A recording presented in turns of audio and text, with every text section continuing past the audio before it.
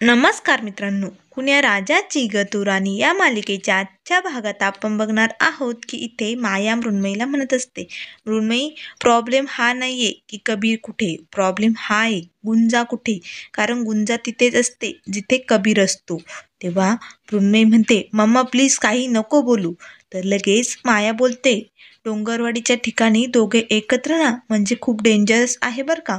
आणि तुला सांगते मृण्मयी, तुझा बाबा सुद्धा एक दिवस असाच डोंगरवाडीला गेला होता आणि तिथून पुढं माझ्या आयुष्याचं वाटोळं झालेलं आहे. तेव्हा आता मृण्मयीला लगेच गुंजाचे बोलणे आठवते. साहेबा, मी हाय ना तुमच्या अंगणातली तुळस. तेव्हा आता तिच्या मनातही शंका निर्माण झालेली असते. पण ती तिच्या मम्माला म्हणते, मम्मा प्लीज नको ना सारखं सारखं तेच मनात भरू. तेव्हा माया तिला म्हणते, मृण्मयी डोळे उघड, जागी हो. आता मात्र मृण्मयीला मम्माचा राग येतो. ती म्हणते, मम्मा नको ना गं डोकं फिरू, ठेव बरं फोन. तेव्हा माया बोलते, ठीक आहे मी फोन ठेवते, परंतु माझं बोलणं लक्षात ठेव, त्या गुंजावरती कधीही विश्वास ठेवू नको. आता मात्र मृण्मयीला तिच्या मम्माचे बोलणे सारखे आठवत असते. त्यानंतर इथे कबीर आणि गुंजा दोघेही टेम्पोने डोंगरवाडीला निघालेले असतात. तर गुंजा कबीरकडे एकटक बघत असतोय. तेव्हा लगेच कबीर म्हणतो, काय बघते माझ्याकडे, तुझ्यामुळे गाडी हुकली आणि आता या टेम्पोने जावं लागतंय. तेव्हा गुंजा त्याला बोलते, साहेबा इतके दिवस त्या घरात राहिले आणि आता सोडून चालले, ते पण कायमचं, कुणाला काही न सांगता. त्यामुळे हत्तीसारखे पाय झाले होते माझे. तुम्ही खूपच माया लावली ना. मग आता कबीर तिच्याकडे बघू लागतो. मग गुंजा बोलते, म्हणजे तुम्ही नाही, तुमच्या घरच्यांनी. तेव्हा आता गुंजाला जेव्हापासून ती कबीर बरोबर या घरात आलेली असते तेव्हापासूनचे सर्व क्षण आठवत असतात. दरवेळेस कबीरने तिची प्रत्येक संकटात साथ दिलेली असते. हरतालिकाचे वेळी तिच्या भांगात कसे कुंकू लागलेले असते, हे सर्व क्षण तिला आठवत असतात. तेव्हा कबीर तिला म्हणत असतो, काय बघते माझ्याकडे. मात्र गुंजा काही न बोलता ती एकटक कबीरकडे बघत असते. हरतालिकेच्या दिवशी तिच्या भांगात कबीरच्या हातून स्वतः त्याच्या हाताचं रक्त सांडलेलं असतं आणि त्यानंतर हळदीच्या दिवशी कबीरच्या हातूनच तिच्या अंगाला हळद लागलेली असते आणि शेवटी लग्नात कबीरने लग्न सोडून तिचा जीव वाचवलेला असतो. त्यामुळे हे सर्व क्षण आठवत असतात तिला. नंतर मग इथे आता टेम्पो थांबलेला असतो. तेव्हा कबीर म्हणतो, हा टेम्पो का थांबलाय.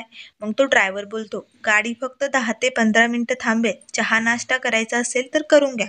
मग कबीर टेम्पोतून खाली उतरतो आणि तो गुंजाला खाली उतरण्यासाठी हात पुढे करतो. मात्र गुंजाला लगेच आठवते की ज्यावेळेस ती लग्न करून कबीर बरोबर आलेली असते त्यावेळेस कबीरने असाच हात देऊन तिला खाली घेतलेलं असतं.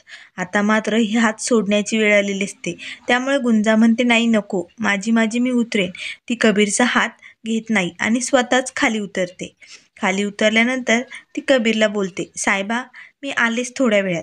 तेव्हा कबीर म्हणतो, आता लवकर या, नाहीतर हा जर टेम्पो निघून गेला ना, पायी जावं लागेल डोंगरवाडीला.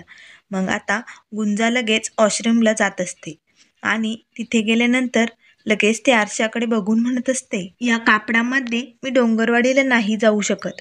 तिथल्या लोकांसाठी माझं लग्न झालंय, त्यामुळे मला आता साडी घालावं लागेल. मग लगेच गुंजा सर्वेशने तिला मृण्मयीच्या लग्नात जी भेट म्हणून साडी दिलेली असते ती साडी घालत असते. त्यानंतर इथे मधू घर झाडत असते. तेव्हा मृण्मयी येते आणि म्हणते, अगं तू केर काढते, दे बरं माझ्याकडे. तेव्हा मधू म्हणते, अगं गुंजा होती तोपर्यंत रोज केर काढायची, मग आता ती गेली ना, मग तिच्या रूममधला केर आपण काढायला हवा ना. तेव्हा मृण्मयी म्हणते, हो आत्तू, परंतु जोपर्यंत गुंजा येत नाही ना तोपर्यंत मीच हे काम करणार आहे. आणि तसंही आत्तू आता तुला किचनमध्येही भरपूर काम पडणार आहे ना, मग तू जा बरं, मी पटकन इथलं आवरून आहे ना तुला मदत करायला येते. तेव्हा मधू म्हणते, तिथे गुंजा आणि इथे तू दोघीजणी मला आळशी करून टाकणार आहे ग बाई, आवर पटकन ये किचनमध्ये.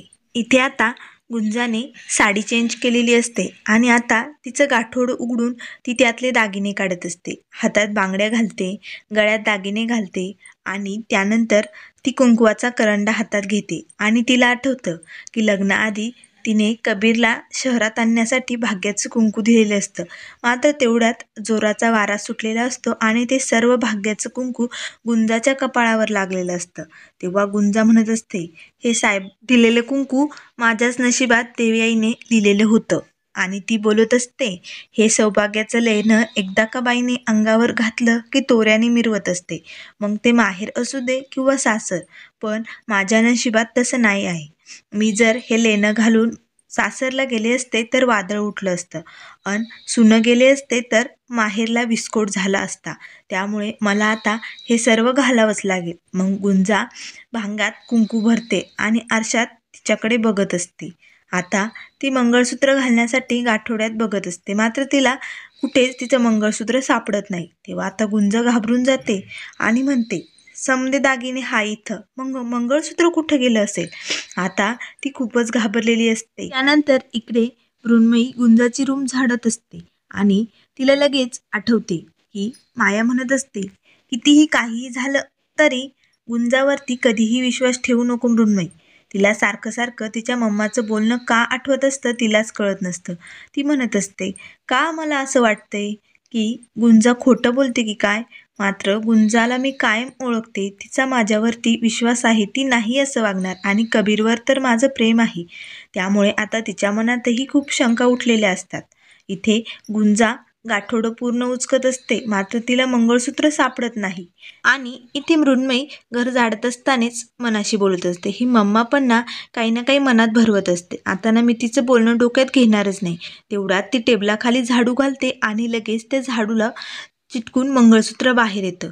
तर आता मृण्मयीला खूप मोठा धक्का बसतो. तर तिला लगेच कबीरचे बोलणे आठवते की गुंजाचं आणि माझं डोंगरवाडीत लग्न झालेलं आहे. म्हणजे कबीर आणि गुंजाने आपल्याला फसवलेलं आहे. हे सगळे क्षण तिला मागचे आठवत असतात. आणि एकदा कॉलेजमध्ये जेव्हा मृण्मयीला कळालेलं असतं की गुंजाचं लग्न झालेलं आहे, त्यावेळेसही गुंजाने खोटं बोलून आपल्या सर्वांपासून सत्य लपवलेलं असतं. मग आता मृण्मयी त्या मंगळसूत्राकडे एकटक बघत असते आणि लगेच कबीरला फोन लावते. इथे आता कबीर मृण्मयीचा फोन घेतो आणि म्हणतो, हा बोल मृण्मयी. तेव्हा मृण्मयी बोलते, कबीर गुंजा तुझ्यासोबत आहे, डोंगरवाडीला का निघाली ती तुझ्यासोबत. तेव्हा कबीर म्हणतो, काय झालंय मृण्मयी. मग आता मृण्मयी खूपच भडकलेली असते. ती विचारते, असाइनमेंट तुझी होती ना, मग गुंजा का तुझ्यासोबत. तेव्हा कबीर बोलतो, मृण्मयी असं काय करते, तुला माहिती ना गुंजाचे आजारी आहे. तेव्हा मृण्मयी म्हणते, काय हे नाटक आहे ना, गुंजा कुठे, दे बरं तिच्याकडे, मला तिच्याशी बोलायचंय. तेव्हा कबीर म्हणतो, मृण्मयी अगं गुंजा वॉशरूममध्ये आहे. तेव्हा आता मृण्मयीला खूपच राग येतो. ती म्हणते, म्हणजे तुम्ही दोघे एका रूममध्ये थांबलाय. तेव्हा कबीर म्हणतो, नाही नाही, अजून आम्ही डोंगरवाडीला पोचलोच नाही, रस्त्यात थांबलो होतो. तेव्हा मृण्मयी म्हणते, कबीर पटकन पत्ता दे, कुठल्या हॉटेलवरती थांबलाय, मला लगेच तिथे यायचे. तेव्हा आता कबीर म्हणतो, मृण्मयी असं काय बोलतेस, काय शंका घेते तू, आणि अजून आम्ही डोंगरवाडीला पोचलोच नाही, इथे गाडी रस्त्यात चहा नाश्त्यासाठी थांबले ना म्हणून उतरलोय, तू काहीही शंका घेते मृण्मयी. तेव्हा मृण्मयी कबीरला बोलते, कबीर गुंजा खोटं बोलली आपल्याबरोबर, गुंजाचं लग्न झालंय आणि हे तुलाही माहिती होतं, तरीही तू का लपवलंस कबीर. कधी झालं होतं गुंजाचं लग्न, बोल कबीर. आता कबीर मृण्मयीला म्हणतो, मृण्मयी अगं तू वेडी झाली आहेस का, हे सगळे तुझ्या मनाचे खेळ आहे प्लीज. तेव्हा मृण्मयी म्हणते, मनाचे खेळ नाहीये, माझ्याकडे पुरावा आहे, तिचं लग्न झालंय, तिचं मंगळसूत्र सापडलंय मला आज रूममध्ये. तेव्हा कबीर म्हणतो, कसला पुरावा आहे. तर मृण्मयी बोलते, अरे मला तिच्या रूममध्ये तिचं मंगळसूत्र सापडलंय. तेव्हा आता कबीरला मृण्मयीचे बोलणे आठवते की कबीर तू दोन बोटीत पाय ठेवून तर उभा नाहीये. तेव्हा लगेच मृण्मयी म्हणते, कुणाचं आहे ते, तिच्या रूममध्ये कसं काय सापडलं, तिचंच असेल ना ते, कदाचित तुला माहिती आहे ते कुणाचं आहे, कबीर बोल. त्यानंतर इथे गुंजाला आठवत असतं की जेव्हा मधू तिच्यासाठी खाऊ घेऊन येते त्यावेळेस गाठोडं तिच्यातून खाली पडलेलं असतं आणि सर्व दागिने रूममध्ये सांडलेले असतात. त्याच वेळेस मंगळसूत्र कदाचित तिथेच पडलं असेल. अरे देवा, आता काय करायचं, मला हे सगळं साहेबाला सांगावं लागेल. असं म्हणून आता गुंजा पटकन कबीरकडे येत असते. त्यानंतर इथे मृण्मयी कबीरला म्हणत असते, कबीर तू काहीच का बोलत नाहीये, बोल ना. तेव्हा कबीर म्हणतो, सगळ्यात आधी शांत हो मृण्मयी, तडकाफडकी निर्णय घेत नको जाऊ. ते मंगळसूत्र तिच्या आईचं असेल किंवा कदाचित तिच्या आजीचं असेल, तिची आजी आली होती ना आपल्या घरी, मग यात टेन्शन घेण्यासारखं काय आहे प्लीज. आणि गावाकडच्या लोकांना सवय असते आपल्या घरच्यांची आठवण म्हणून काहीतरी असं दागदागिना ठेवण्याची, त्यामुळे तू एवढी हायपर होऊ नको. तेव्हा मृण्मयी म्हणते, मला काहीच कळत नाहीये कबीर, मला खूप भीती वाटते रे. कबीर खरं सांग, तू माझाच आहे ना? बोल ना कबीर. तेव्हा कबीर म्हणतो, हो मृण्मयी, मी तुझाच आहे आणि मी तुला लहानपणापासून ओळखतोय. तू कधी कधी ना समजूतदारपणाने वागते आणि कधी कधी असं काय बोलतेस ना मला कळतच नाही. तेव्हा मृण्मयी म्हणते, सॉरी या कबीर, मला ना हे मंगळसूत्र सापडलं आणि तू एकदा बोलला होता ना तुझं आणि गुंजाचं लग्न झालंय, मला ते सर्व शब्द आठवले आणि म्हणून मी खूप घाबरले रे कबीर. मला ना यावेळेस काय करावं ना काहीच कळत नाहीये. माझा जीव असा नुसता घाबरून गेलाय. तेव्हा कबीर म्हणतो, काळजी करू नको मृण्मयी, सगळं काही ठीक होणार आहे ना? मग तू शांत हो. आणि कबीर आता फोन ठेवतो. तेव्हा मृण्मयी खूप रडत असते. तरी ते कबीर मनाशीच म्हणत असतो, मी ना काय करू या गुंजाचं ना काही कळतच नाही. तेवढ्यात पाठीमागून गुंजा येते आणि म्हणते, साहेबा. तेव्हा लगेच पाठीमागे वळून बघतो तर गुंजाने साडी घातलेली असते आणि भांगात कुंकूही भरलेले असते. आता गुंजाला असं पाहून कबीर तर खूपच भडकलेला असतो. तो तिच्याकडे खूप रागाने बघत असतो. त्यानंतर मित्रांनो, पुढील भागामध्ये आपल्याला बघायला मिळेल मृण्मयी रडत असते. तेव्हा मधू आणि वहिनी विचारतात, काय झालंय मृण्मयी? तेव्हा मृण्मयी बोलते, मला हे मंगळसूत्र गुंजाच्या रूममध्ये सापडलंय. याचा अर्थ काय समजायचा आहे तू आपण? त्यानंतर इथे अंगद हा कबीर आणि गुंजाचा पाठलाग करत असतो. तेव्हा गुंजाला असं साडीमध्ये नव्या नवरीवानी नटलेलं बघून अंगदलाही त्या दोघांवरती शंका येते. तो लगेच मायाला फोन करून सांगतो. तर आता मायाला हे सगळं कळल्यानंतर काय होणार हे आपल्याला लवकरच बघायला मिळेल.